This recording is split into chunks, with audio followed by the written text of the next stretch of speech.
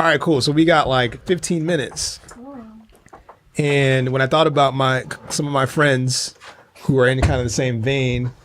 Is that me? Is that you? Am As I one of those friends? that? Yeah. Yes, you are. That's why you're here. So flattered.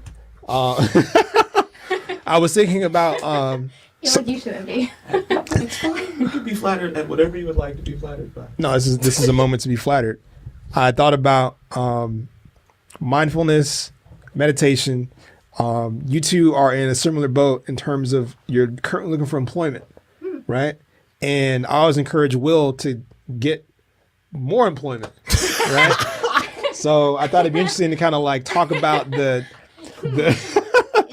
interesting like juxtaposition. It is. It definitely is.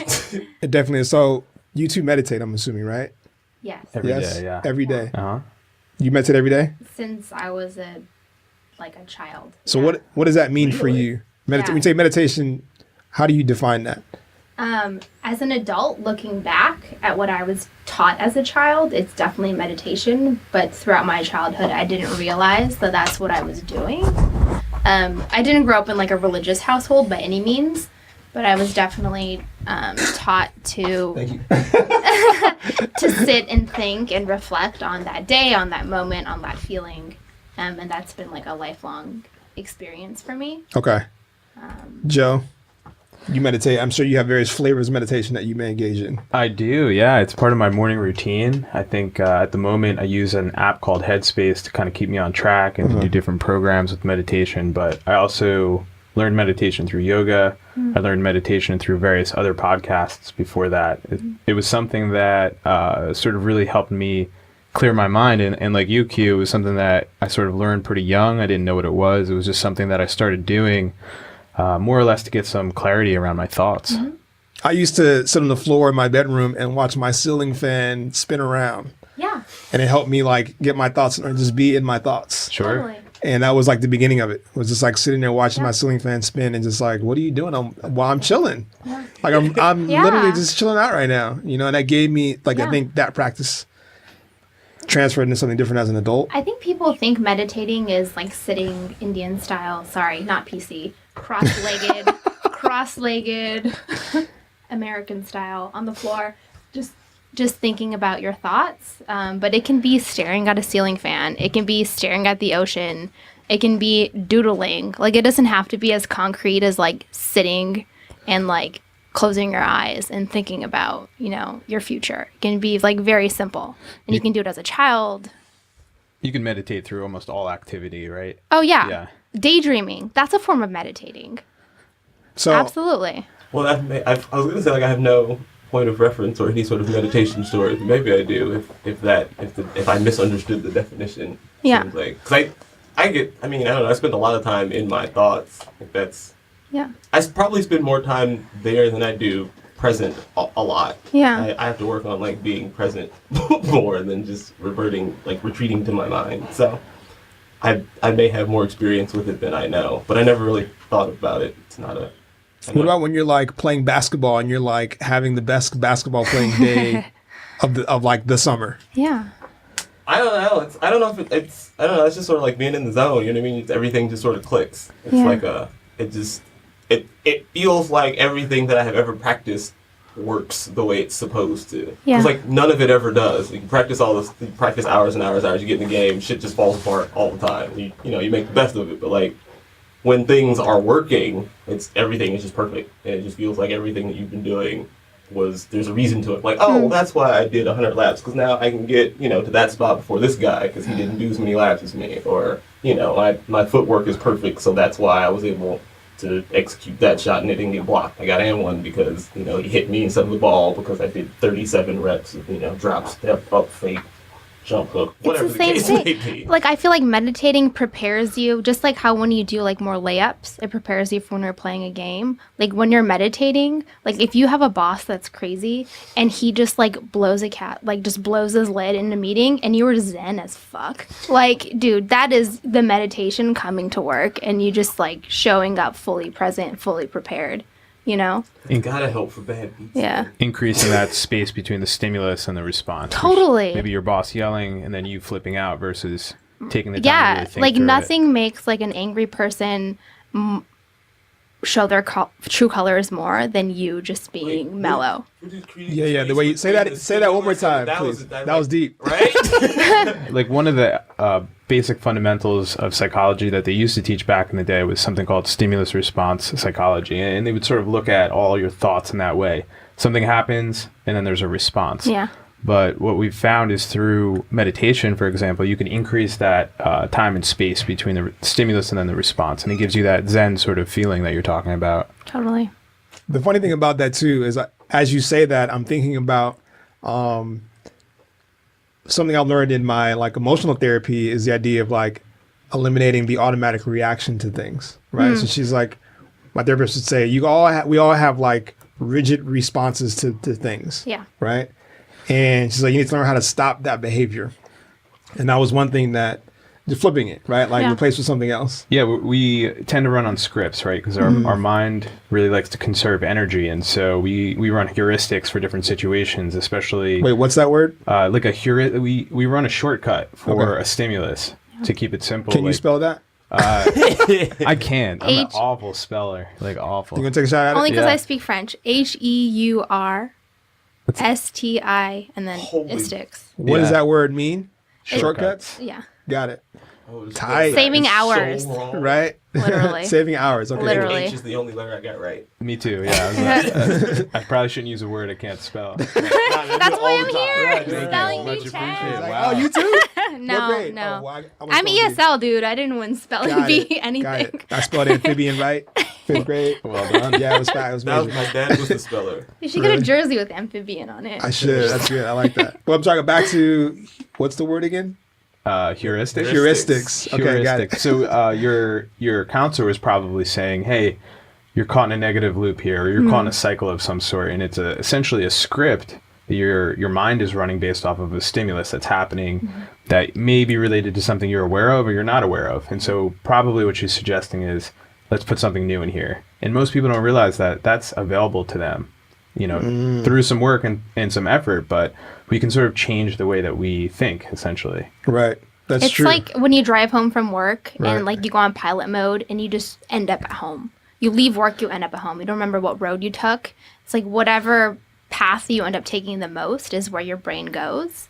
And I think this is why like talking smack is like the worst thing you can do. Because like in your brain, it just creates a pathway where it's like gossiping. That's where I default to. And Talking- it just ends Got up it. just creating this negative loop way in your head where you're like, that's my escape route. I'm just gonna talk shit. That's what I do.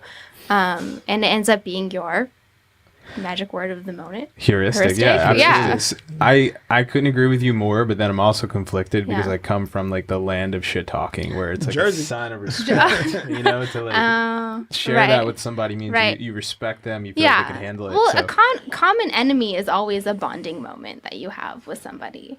True. But Well, mainly about them right. directly. I'll do that. You're just calling them out. Sure, yeah, That's amazing. absolutely. I kind of love that in some ways. It's an interesting culture. Yeah. It doesn't play well out here. I'll say that. It can for certain people. It hasn't worked out for me yet. Have you guys had any instances where meditation has saved you from something in some capacity? I know. Well, I'll Many. kick it off. Yeah. So there have been a couple situations where when I know that I'm not meditating or I'm not mindful, the wrong voice in my head becomes louder. Right. So my thing is I do have two voices. Yeah. One of them is like, drink the soda, fam. It's all good. Right. Pizza. Let's have some. Whatever decision is incorrect, that's that voice. The other voice is the one that's like, do you really need that? Right. And when I'm meditating, the correct voice is loud and clear, right? And the incorrect voice just goes away the more time I spend meditating or just in those thoughts.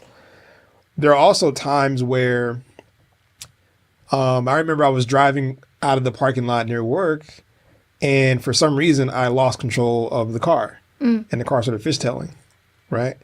So in those moments, it's very easy to become more aware because it's like, oh, danger, heightened sense of awareness, right? Yeah. Yeah, but there it was like, okay, well, time slows down in those situations, And I think the mindfulness exercises brought me to a point where like, okay, what am I going to do to not throw my car into a wall now? What can I recall here to make sure that I don't fuck this up? So I saw this video of Danica Patrick when we were at the casino one day, and shit on those TVs. right? Oh my gosh. In the video, her car spins out of control and she braces for impact. Yeah. She takes her hands off the wheel. The car spins out. The car normalizes, hands back on the wheel, and she keeps racing. Right. Wow. So I'm like, okay, I'm like 4 fishtails in, right? By the 4th one, I'm like, Danica Patrick, right? Danica Hands off the wheel. Patrick. Beep, beep. The car normalized itself, and I just kept driving. And I think without having those exercises to kind of like Yeah. say to myself, now I'm present, right? Let me make sure that I'm not losing control here.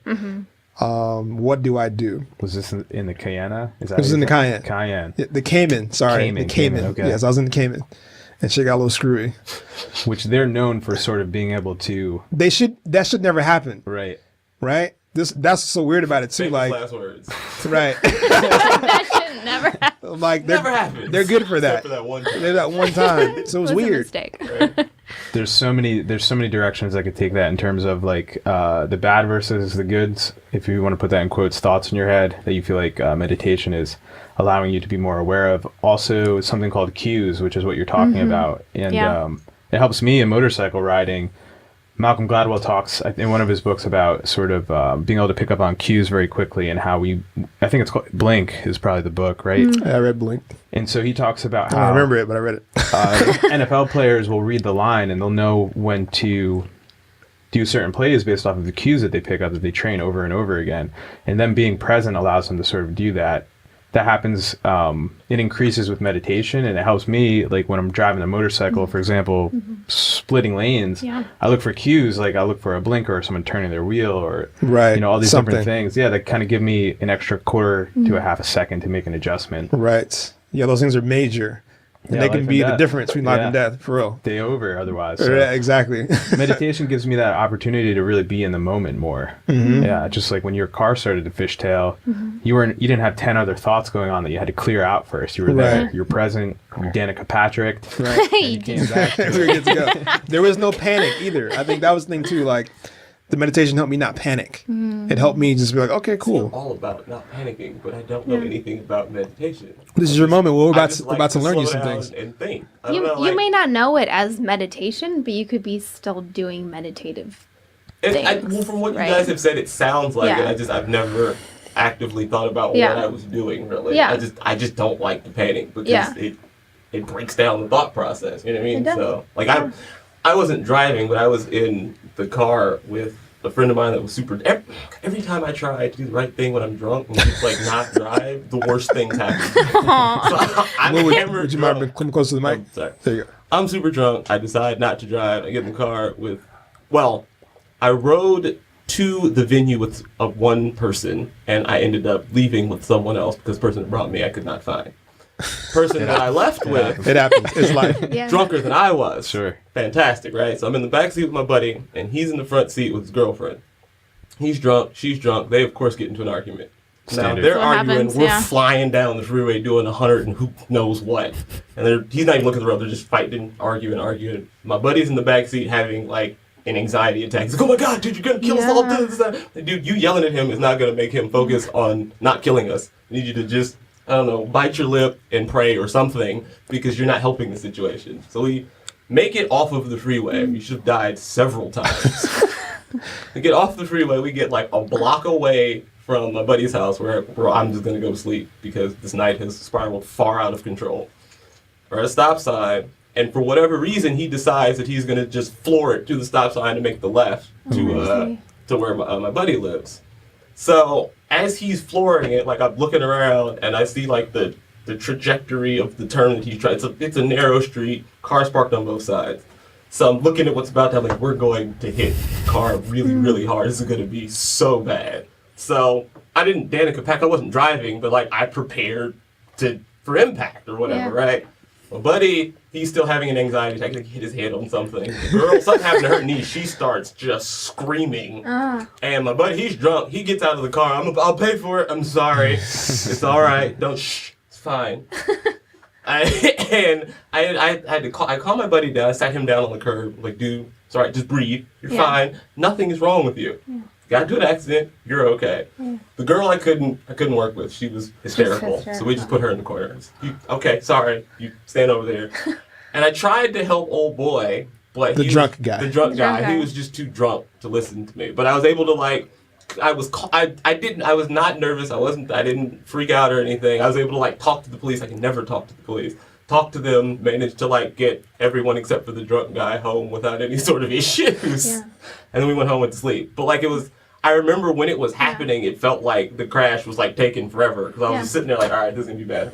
This watch, all right, that sucks. Yeah. She's crazy. He's still That's good. Wait, what did he run into? He hit a parked car so hard that it flew forward and hit the car that was parked in front of it into someone's front yard. That's there's car here. He turned, hit this one. Boom! The car jumped the curb and was sitting facing the other way in someone's grass. Yeah. That part I didn't see the car jump the curb. I saw the car that we hit. And then I got out and I was like, what the? You did all of that. Oh, God. So, Q, I want to ask you, for someone who may be new to meditation, what kind of tips would you give them? Yeah, because I would like to do it on purpose. Just baby steps. It can be so weird to just be alone with your thoughts and no stimulus. Okay. And I would say, I like being alone. That's awesome. fantastic. Keep up with that. I think part of it too is anytime a thought emerges, to just acknowledge it and just kind of let it pass and not spend too much time dwelling on it. Okay. From what you've said, it seems like you're able to kind of just be on static, which is fantastic, because that's kind of what we need, just to reset and keep going. Okay, before we wrap it up, because we're almost done with time, how do we stay mindful in our modern political climate? So we gotta stay woke. This is that time, because things are it can get very tumultuous. How do we stay mindful in this political climate? There's so much semantic noise. I think it's just be involved. Be actually involved. Be involved. Instead of if you feel strongly about something, take action. I like that. Yeah, I like that. I do. I would say the opposite. You would say the opposite is disconnect. Disconnect. It takes a long time to pass laws, and I think that's the one thing that we have going for us with the government. It takes a long time to pass a law. Okay, so we're gonna stay woke. We're gonna go to sleep, and we're gonna call it a wrap. We'll see you guys next time. Bye.